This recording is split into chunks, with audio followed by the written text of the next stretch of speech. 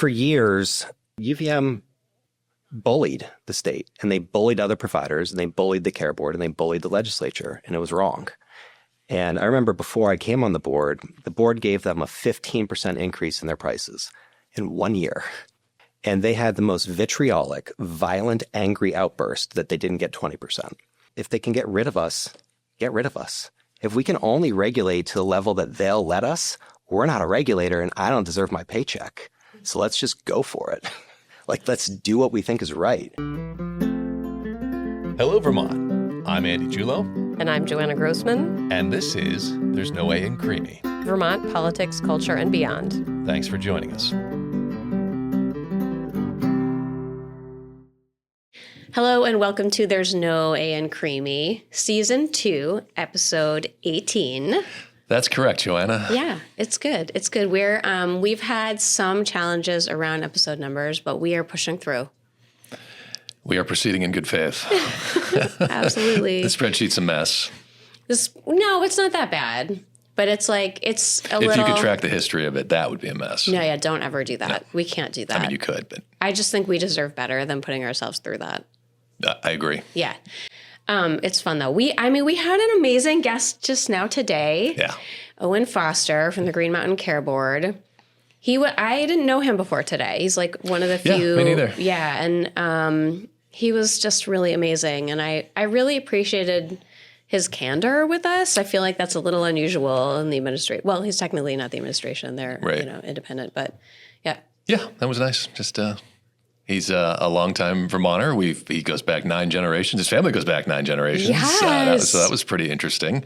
That was wild. Had some very strong opinions on Creemees. He did. Yep. That was really fun. Yep. Yeah, and he had some like Vermonter vibe there that I really appreciated. He did. But I just admire people who are working in the healthcare space right now, because it's a thankless job. The costs are just going to go up, and the things that you do to help stave those off may go unnoticed, but they are important, and we need good people in that field doing that good work. Oh, yeah. I mean, I've told you this, but, my dad was a doctor in public sector medicine his whole career, and I grew up with him ranting and raving about healthcare policy in America over the dinner table my, whole childhood, and it's just gotten more and more complex, and it's really great to talk to people like Owen and try to understand it a little better, and I'm looking forward to doing more of that. Me too. Yeah, I felt like this was the beginning of the conversation, and he was kind enough to give us some suggestions for topics going forward to delve a little deeper into the healthcare topic, because it's important. It's important. It's kind of like the thing, so underpinning all the other issues. Awesome. Well, we really hope you guys enjoy this episode.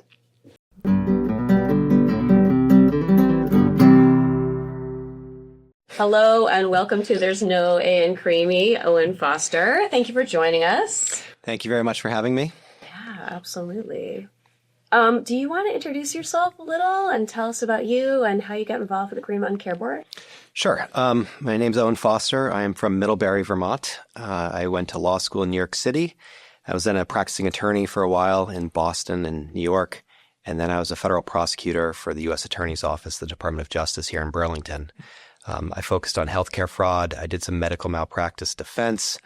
I prosecuted the electronic medical record industry for a period of years. I did, the Purdue Pharma case. I did a number of gang cases as well, just kind of an assortment of things. And then in 2022, I was made aware of the Green Mountain Care Board position, and I ended up applying, and then I was hired.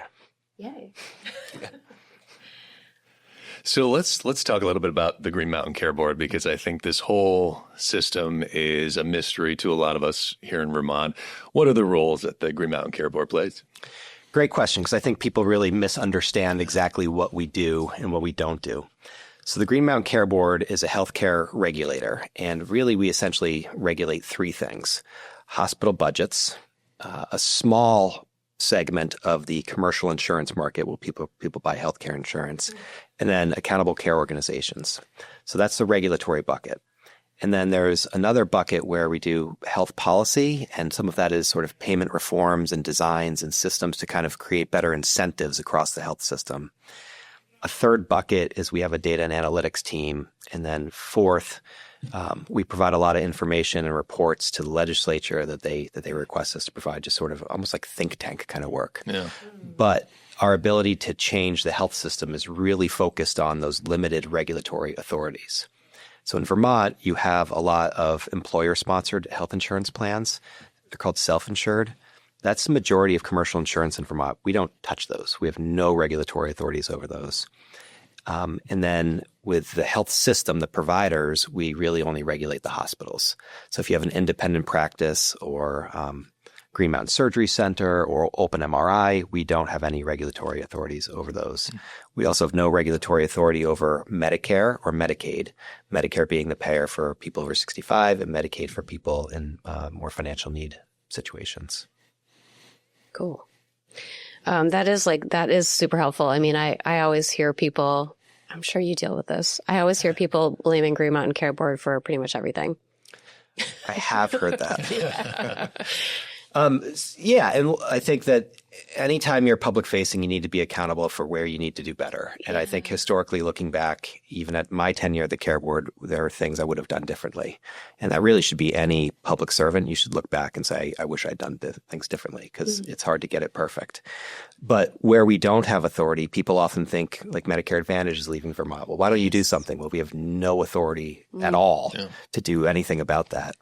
Another one is Medicaid. People complain that Medicaid doesn't pay enough for a certain service, and that service is going to be lost due to the failure to pay adequately. We don't control anything on Medicaid rates. So we do, however, try and really think, and it's been a big focus of mine, how do we use what we do have to have the broadest impact even beyond what we actually regulate? Because there are trickle-down collateral impacts to whatever it is we do, and that's where we've really been trying to focus. So well, I think we're all aware that the healthcare system is challenged right now. I mean, what do you see as the biggest cost drivers at this moment? We have data on that. It is hospital prices and hospital care. Vermont is a big outlier nationally in how much we spend on hospital-based care. So first, we have extremely high hospital prices. Second, we've consolidated care in hospitals. If you focus your care delivery at the highest priced place, you're going to have financial problems. It's not a good structure or model for delivering health care. Hospitals are critical, but you can't have everything back up in hospitals or you're going to have a broken system. So the data just purely shows that's number one. Number two is prescription drugs, which we don't have any authority or control over. Sure. We do have authority and control over how much the hospitals can charge and how much revenue they can bring in. And it is easy to say, oh, we'll give them less money, so it's not so unaffordable. The problem is their solvency is so strained that if you don't give them money, they're going to cut services or be at risk of closure. So it's really, you can't untether those concepts. If you want to keep what you have, you got to raise rates. It's just that simple. So do we have an insufficient tier below the hospital to treat those needs? Is that why we're treating so much at the hospital's level? I actually think of it as like the tier above hospitals. Like if you look at the pyramid, you actually want more providers in the preventative care space. You want more community-based providers. You want more mental health providers, more primary care providers. That's where you really want to focus your care. And then the hospital should be the smaller tip of the triangle. And yes, the short answer though is you're correct. We do not have sufficient mental health care, long-term care, home health and hospice, and primary care in the state. Just not even close. I'll give you a quick anecdote. One of the reasons I was interested in this job is because I knew our healthcare system was really badly strained, and I'd followed the Green Mountain Care Board, and I thought I was working federally, and it's, if you're a public servant, working locally is really an attractive thing to do. And I knew we had a huge problem in healthcare, so that was one of my key interests, was trying to work more locally. And at the U.S. Attorney's Office, we had people that couldn't get primary care providers. They couldn't get into the doctor. It was just this ongoing conversation of what is with our healthcare system just amongst a bunch of prosecutors. And I myself couldn't get a primary care provider for 7-8 years. Wow. And when I became the chair of the care board, I kept hearing about the problem. And luckily, I've been healthy. And I said I should probably call and see if I can get a primary care provider. I called 7 or 8 places. I didn't even get on a wait list. Oh, my gosh. Okay. That's a problem. Yeah. Wow. Okay, so here's one. I have a little follow-up for you. So You shared with us that part of the role is regulatory and part of it is advisory. It sounds almost like you're sort of like the healthcare like version of the JFO, right? Like you'll issue a report on something to the legislature. So some of the stuff that you don't regulate, can you still, or do you, I guess is the question, issue reports to the legislature saying, okay, well, we don't regulate Medicaid, but here's what you could do? Yeah. I mean, it'd have to be legislatively directed to do it. We don't really have resources or time or money to just kind of investigate things. That makes sense. So usually the legislature will come to us and say, hey, we want to study this. So there's a seminal report, and maybe we'll get into, called the Oliver Wyman Report, that reviewed the health of the overall system and what the problem is and what to do about it. That was something that we lobbied for in the legislature. I shouldn't say we because I wasn't there at the time. But that was really this deep dive into what is wrong with our system and how do we fix it. And that was something that the legislature directed. There's been a push and pull between, is a care board a regulator or is it a policy? Whose policy, whose regulation? Or should you be both? And that's never really been perfectly answered because the legislature still directs us to do some things. And like, what is policy and what is regulation? It's not a perfect line. Yeah. Okay, that makes sense. So I'm wondering if you can share with us. So I'm understanding that even though you don't regulate some of this stuff, I guess we'd still love to know your take on how the coming and potential changes to ACA and Medicaid are going to affect Vermont. Yeah, significantly. So Medicaid will be over time, and I think the change you're alluding to is that the Trump administration has made some changes on Medicaid enrollment, and those will be felt over time. And there's some additional bureaucratic steps people need to make to stay enrolled in Medicaid. It is anticipated that a number of people will drop off of Medicaid because they won't meet the thresholds or because of the paperwork required. As people drop off of Medicaid, one, they no longer have health insurance, and then two, the providers are getting paid less from people who don't have coverage. So Medicaid doesn't typically pay that well. They might pay 50, 60% of the cost of the care. Well, that's better than zero. Yeah. So there's going to be some swath of people that are paying less. When that happens, it will back up in hospitals bad debt and free care. They sometimes have to provide free care or they go in bad debt. People owe money they can't pay. That hurts hospital finances quite a bit.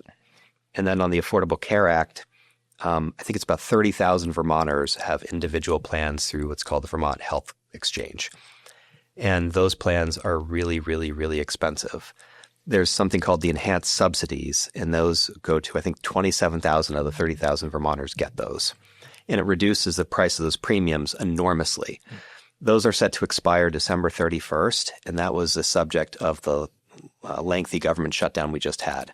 That was the whole point of the shutdown, I think, from the Democrats' view, and they didn't ultimately make any progress in that. So we are still expecting those to expire. And what that means is for many of those 27,000 people, the cost of health insurance is going to explode. Yeah. It will be double for many people. It'll be triple for many people. Yeah. And so just to give you a sense, these are kind of rough numbers because the plans are different. Mm-hmm. But for a family of four buying premium health insurance on the exchange, it can be $50,000, $60,000 a year in premiums. I don't know many families, if any, that can really afford $50,000, $60,000 out of their income a year for health insurance. So currently they might be paying $20,000 a year. It could be 40, 50, or 60 when these expire. That means fewer people will sign up. Like they just can't pay it. Yeah. They will not be insured. And again, that means one, they'll delay care. Two, it means that all the providers that have been being paid by these folks will no longer have people that are insured by commercial. So there will be significant impacts. It's unbelievable. It really is. I mean, we're really heading into a potential healthcare crisis. We've been heading into a healthcare crisis for many years now. I do think it's parallel to education. We've kind of kicked the can down the road. If you go back to when the governor signed Act 167 in 2022, he wrote a letter recognizing the urgency of the healthcare affordability and financing crisis that we had and flagged what he believed would be significant risks to disruption in care. And he was completely right. However, 3 years later, what have we actually done? And that's the problem. Doing these things is really complex and hard, and it's not fun, and it's not politically a walk in the park. Yeah. I was on a school board for 9 years, and I felt like that was a powerless job. But I feel like those trying to make a difference in the healthcare industry today, especially at the state level, have even a much tougher job than that. But we did do some things here in Vermont. We just passed a bill last session for reference-based pricing, and I believe some caps on pharmaceutical drugs. How big of a difference can that make? Great question. So I liken it to like we have done things that have really, really helped, and we should be proud of them because they were not easy. They helped for 2026. They won't necessarily help for 2027 or 2028. So last year, some bold, brave, and innovative legislators came together and said we have to do something. I met with them every week, almost every week over the course of the session, watching the issue about what was going on. And really one of the catalysts was that Blue Cross Blue Shield was very seriously facing solvency risks.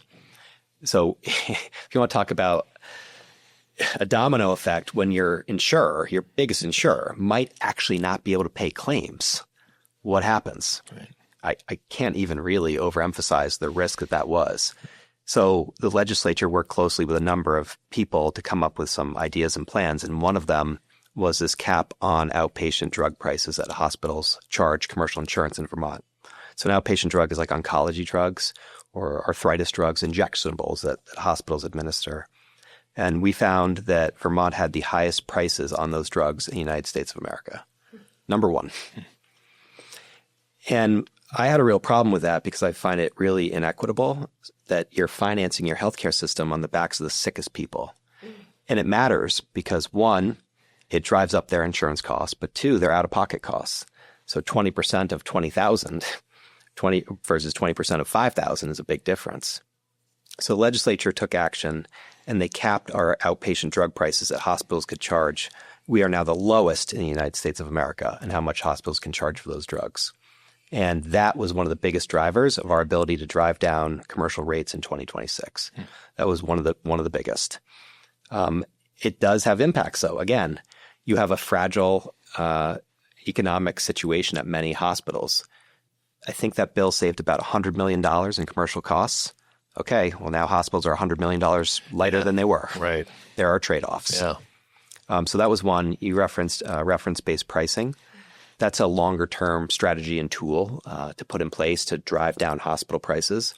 What you do is Medicare is supposed to pay about break even, whatever it costs for the care. They really try to get it so that they pay 100%, not 110, not 90. They try to get right around 100. So reference-based pricing is looking at how much does Medicare pay, and then you let commercial be billed by the hospitals at a percentage higher than that. So Vermont hospitals, as compared to Medicare, were extremely high. So the University of Vermont Medical Center is in the 10th decile, the top 10% most expensive in the United States of America for outpatient hospital services. So you say, okay, that's too high. And then over a cadence of a period of time, you dial it back down to a more appropriate level. So that's what that strategy is. Amazing. I feel like those two bills were two of, if not the most important bills that came out of the session, and still two of the least talked about accomplishments. That's the way I like it. Interesting. So nobody's taking aim at them, you mean? No, I just do your business and make the changes, and if no one notices, all the better. Yeah. So you talked a little about UVM Medical, a lot of big changes there recently, and you had, a lot of, statements and opinions about that before that went down. I wonder if you can share a little about what happened and how it happened. Yeah, sure. I guess it's a little in the rearview mirror for me, so I'll try and be really candid. For years, and this is not a prospective view, it's a historical view. Sure. But UVM bullied the state, and they bullied other providers, and they bullied the care board, and they bullied the legislature, and it was wrong. And I remember before I came on the board gave them a 15% increase in their prices in 1 year. Enormous. 15% on really high prices. That is huge. And it really hurt people trying to afford healthcare. And I was watching the news. I knew I think I knew I was appointed to the job, but it wasn't public. And they had the most vitriolic, violent, angry outburst that they didn't get 20%. And I just like couldn't believe it. I was watching it in my house, like, what is going on here? I was just blown away. And so there was sort of this tension brewing between us and the University of Vermont Health Network for a period of time. And we were kind of concerned. Actually, my first year, people were concerned, well, if we don't give them what they want, it's going to be this horrible battle, and they'll go to the legislature and they'll try and change our authorities. And with some really, great people at the board, I just said, well, if they can get rid of us, get rid of us. If we can only regulate to the level that they'll let us, we're not a regulator and I don't deserve my paycheck. So let's just go for it. Like, let's do what we think is right. And so we did. And then the next year is the same thing. They were asking for a lot of money. And we said no again. And that sort of upped the stakes in this tension, I think. And they responded by cutting really sensitive services. And in hindsight, those were spite cuts. They cut those services to spite us, which is disgusting because you're putting patients in harm's way. And I thought that was really wrong. I couldn't actually ascribe that motive to them at the time, but now I do. I think a lot of people did also perceive it that way. They did. It's hard to think that someone would do that, especially someone in healthcare. But that is what happened. They had no need to cut dialysis or primary. They had no need. They had $1.3 billion in the bank. And they were losing, I think, $3 million or so on that, maybe $5 million. So, they could withstand for 1 year. Yeah. But they didn't, and that was wrong. And it's actually ultimately okay because we were able to keep dialysis. And I think it changed a lot of things. That horrible decision changed, I think, some of the dynamics. People were finally fed up and said, enough. And that same year, when they cut those sensitive services, the executives did take huge bonuses. The former CEO, Sonny Eppen, took a $600,000 bonus within weeks of cutting sensitive services. And we had a problem with that, and so did a lot of other people. Yeah. So then they were over budget on a couple things, and we had to enforce that, which was good because we could drive down rates by enforcing it. And then they had we resolved that. We were able to take some of their overage. And like I said, we try to use our regulatory authorities beyond what we regulate. And this is a good example. So when UVM was over, I forget how much, 80 million, 50 million, we said, let's take some of that money and give it to primary care. So we don't make primary care prices, but we took their money and via settlement gave it to primary care. So we were able to bolster and support primary care. The mental health urgent care at the Howard Center, that was also our regulatory authority. They were over on another budget, and we said, take the 21 million and use it for mental health.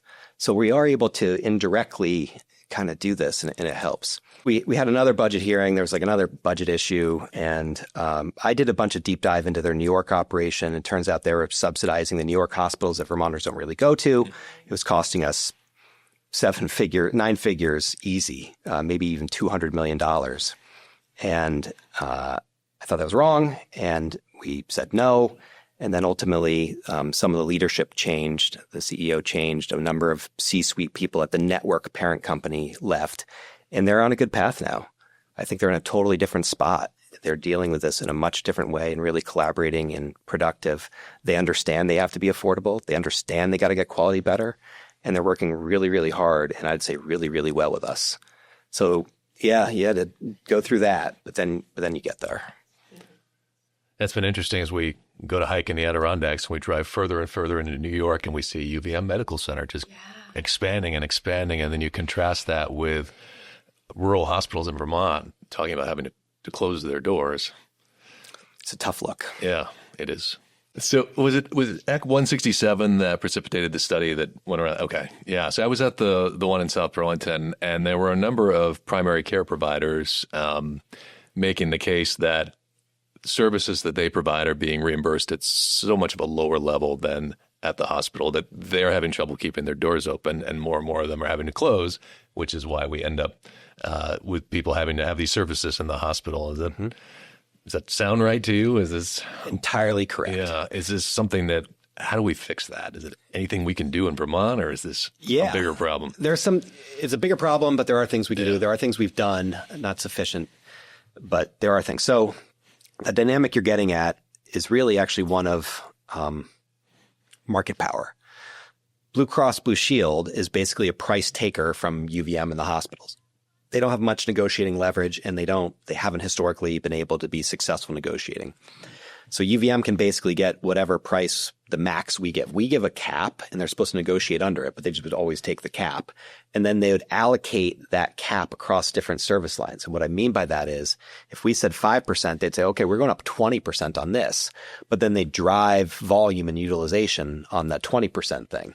So effectively, it could come out well above our cap. Now, the smaller players, the small independents, they're price takers from Blue Cross. So Blue Cross would be losing its shirts over here on the negotiations, and then they'd kind of try and make up for it over here a little bit. So if you looked at the disparity in the price increase from Blue Cross or any of the insurers to the non-hospitals, it was low, and for the hospitals, it'd be quite high.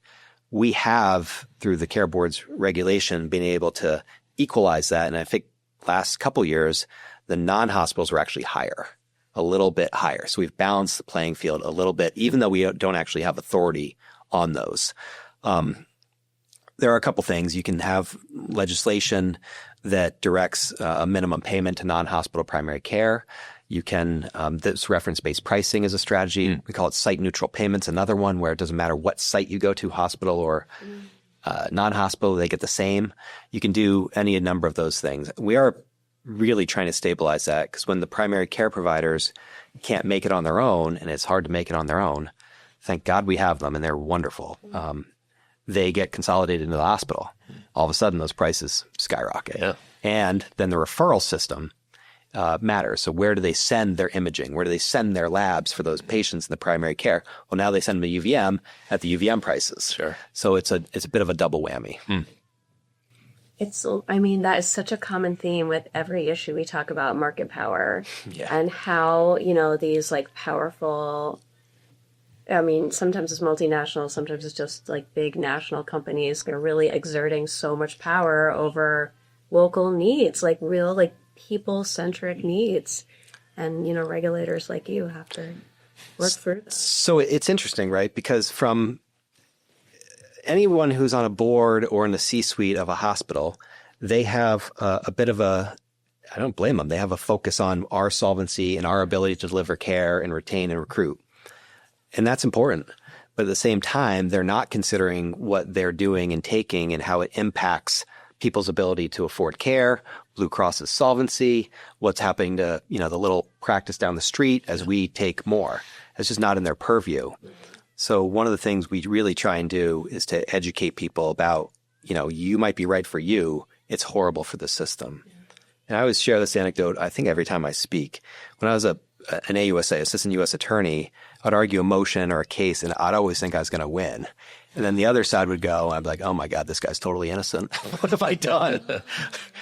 Because, you just hear this piece, you get to A, you hear this piece, and you get to Z. So you really need that context. And I don't think that historically a lot of providers were thinking that way. Yeah. They're trying to deal with their problem. That's normal. We see that in state government too. I think a lot about how our state government infrastructure has this very adversarial, kind of dynamic right now. And there isn't a lot of hey, I love that you are meeting with people every week during this session because we really need people to be approaching our problems in that way instead of I'm right and you're wrong and that's the only thing I want to hear. So speaking of the legislature, do you have things you're hoping to see happen this session? Yes, although my understanding of the protocol is it's for the legislators to share that. I don't know if they're pushing you under your leaning. Yeah, I guess broadly speaking, I think that it's healthcare is a huge issue in the state. It's got to be. I don't think I'm being, myopic in this view, but I do think it's one of the biggest issues in the state. And the reason for that is it's bleeding into property tax increases, it's straining school budgets, it's hurting economic growth, and it's really hurting demographics. So I do think that it needs to be taken up in a serious way. I don't know that there's easy legislative fixes, but I think it has to be a focus for the governor, for AHS, and for the legislature and everybody. Yeah. So to go back to the economics for a bit, we just had a episode with Amanda Janou, who's just a brilliant economist and has a very persuasive way of putting everything. And she was talking about healthcare, and she was saying that, in a collective care system, a national system, the incentive is to be healthy. In a system like ours, where it's fee for service, your incentive is to drive up as many fees as possible. Can we be successful regulating within a fee for service model? So the all-payer model was an effort to move away from a fee-for-service model, and it failed dramatically. So I don't know that you just flick a switch and all of a sudden the problems go away.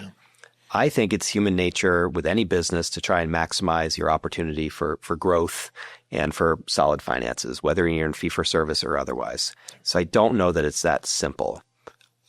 Finances can incentivize. So, for example, if we want to do more preventative care, change the payment so that you pay more for primary care. Or I do agree that paying for population health should work. It should matter. We want to keep patients out of hospitals, keep them healthier, and you can retain some of the benefit. But any of these payment reforms are extremely expensive to implement. Extremely. I think the ACO total budget over the years, well north of $100 million was spent on it, well north. And meanwhile, while you do them thinking this will solve the problem, you're not addressing other things because, this is going to do it. And that's what happened with the ACO and the all-payer model in Vermont, in my opinion. So I think really you need to, in Vermont at this point, we need to do the blocking and tackling and develop the fundamentals of our system.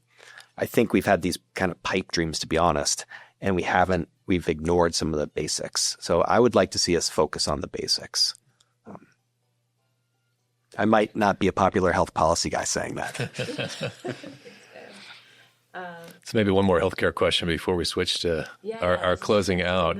Yeah, no, I mean, this is a fascinating topic, and there's just so much more to cover here, I think. So if you were sitting at a table with two podcasters who barely had a clue where to go with healthcare, what would be your advice to them on what topic should we cover next? Who should we talk to? How do we flush out more about our healthcare system?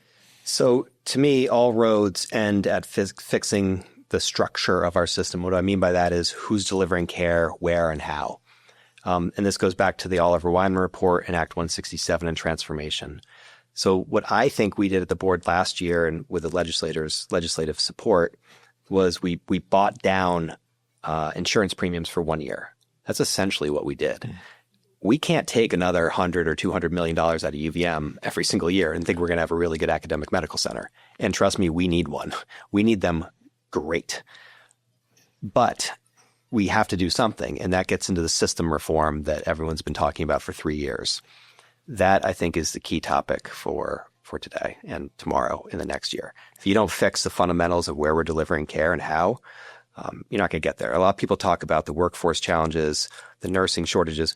Those aren't going to be fixed. That was a problem 20 years ago. It's going to be a problem in 20 years. So instead of saying like, here we have this problem, let's recognize that it's very unlikely to really be fixed. You can make a difference. We can do a better job in recruiting and retaining. We can develop more nurses. We can do those things, but it's not going to be a utopia. We've got to recognize that we need to deliver care in a more modern way. I think we should bring back the real Vermonter question, given the lineage of our guests. Oh my gosh, yes. Yeah. Well, you do it. Okay. A long time ago, we were asking guests, we did an episode on what it means to be a real Vermonter. And then for a while, we were asking each guest what it means to them, what that phrase to them, real Vermonter means. We sent out like a query to a bunch of our friends in politics too, and like read off the answers. It was really fun. And your family's been here for how many generations? I believe it's 9. 9. Wow. Yeah. 1774. Is it the longevity that makes you a Vermonter, or is it something else? Not at all. In fact, I don't love the native thing, are you from here? I find it not appropriate. So I guess I would say it's somebody who is welcoming to others being here and wants to learn from them and also teach them how we live in a community and support people. I love that answer. Okay, so here on There's No Way in Creemee, we have a tradition of asking all our guests, if you get to find yourself at a Creemee window, what do you order? So I do live on a street with a great Creemee place at the end of it. And my kids get dropped off on the bus at the Creemee stand. Oh, wow. That's dangerous. So dangerous. I try and walk down if I'm working from home to pick them up, and I catch them at that Creemee stand all the time. Red-handed, like trying to eat it really quick or hide it. So I am a veteran of Creemees, and I grew up in Middlebury playing baseball, and we'd go to Lions Place downtown and get Creemees after every game. So I do think I have some authority on, maybe more authority on this than I do healthcare, which might not be a high bar. But I would say maple creamy or maple cream with maple sprinkles. I've heard other guests with the chocolate vanilla with the chocolate sprinkles, and I just eat maple. Interesting. Okay, so you sometimes get maple crunchies and sometimes you don't. Correct. And you never get regular sprinkles. Correct. I think he's on your team then. You think so? That's like a... I would consider, you don't think crunchies is the same as sprinkles? I do, but if he's saying he never gets sprinkles, like regular ones, I think that's an Yeah, icky. this is the first switch hitter we've had. It's been either sprinkles or no sprinkles. Yeah. So this is embarrassing, but when I make the decision, it's more of a financial consideration as they've driven up the prices of the maple sprinkles. Oh, yeah. No, that makes sense. I mean, So I want to save $1.50. yeah. Nice. That's some classic creamy content. That's also another tell of a Vermonter. You're saving $1 on the sprinkles. Yeah. Yeah, no, that makes sense. Yeah, thank you so much. Thank you for taking some time out of your day to talk to us. It's been great. Yeah, I appreciate it.